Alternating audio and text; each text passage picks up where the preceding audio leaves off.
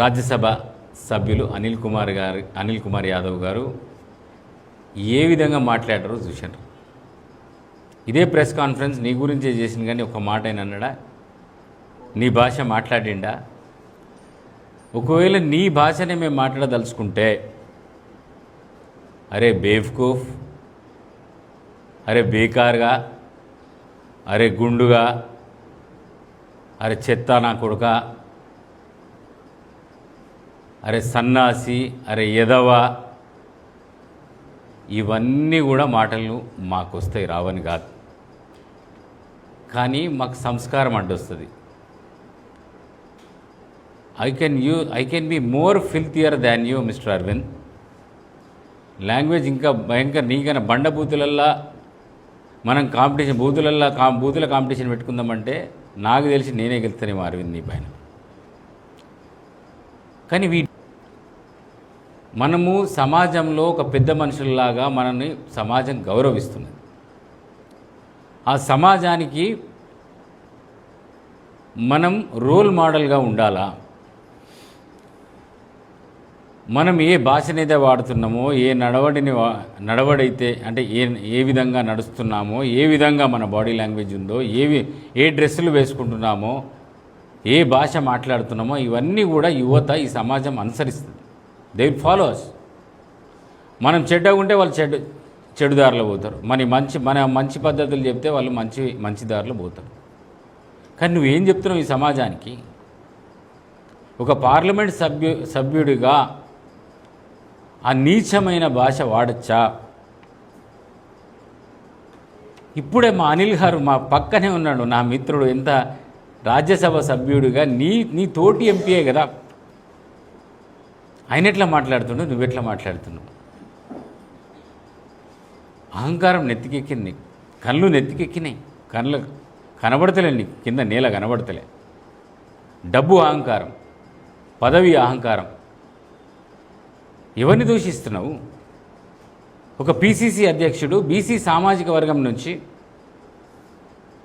ఎన్నో కష్టాలు పడి ఒక్కొక్క మెట్టు ఎదుగుతూ ఈ స్థానానికి చేరిన పిసిసి అధ్యక్షుడు, ఒక బీసీ సామాజిక వర్గానికి సంబంధించిన పిసిసి అధ్యక్షుడు మహేష్ కుమార్ గౌడ్ గారిని పట్టుకొని ఆ విధంగా మాట్లాడడం నీకు సిగ్గైనా అనిపిస్తలేదా అని అడుగుతున్నా.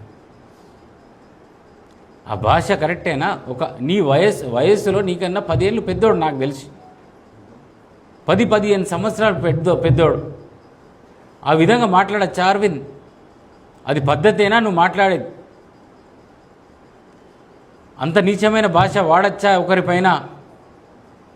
వయసుకు రెస్పెక్ట్ ఇవ్వవు, పదవికి రెస్పెక్ట్ ఇవ్వవు, దేనికి గౌరవం ఇవ్వవు. అసలు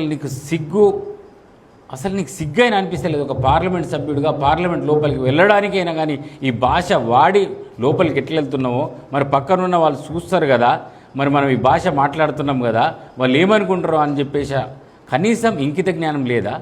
మనం ఊర్లలోకి వెళ్తాం కదా, మన నియోజకవర్గం వెళ్తాం కదా, ప్రజలు ఏమనుకుంటారో అన్నది కూడా నువ్వు అసలు ఆలోచన చేయవా?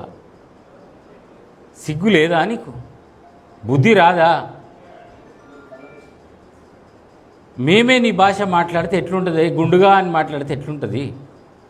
ఏ ఎదవ, సన్నాసి, ఫాల్తుగా, బేకూఫ్గా అని మాట్లాడితే ఎట్లుంటుంది అరవింద్?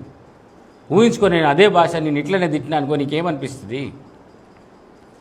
బలహీన వర్గాలకు సంబంధించిన ఒక బలహీన వర్గాల సామాజిక వర్గానికి సంబంధించిన మహేష్ కుమార్ గౌడ్ గారిని అవమానిస్తే ఈ బీసీ సమాజం క్షమిస్తుందా నిన్ను?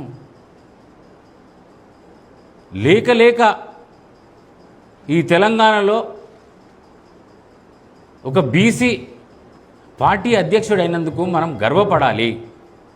అది కూడా మన నిజామాబాద్ జిల్లా నుంచి, మీ నాన్నగారు ఉండే కదా నిజామాబాద్ జిల్లా నుంచి పిసిసి అధ్యక్షుడిగా, ఒక బీసీ సామాజిక వర్గానికి సంబంధించిన వ్యక్తిగా ఉన్నప్పుడు మేము ఎంత గర్వపడ్డాం.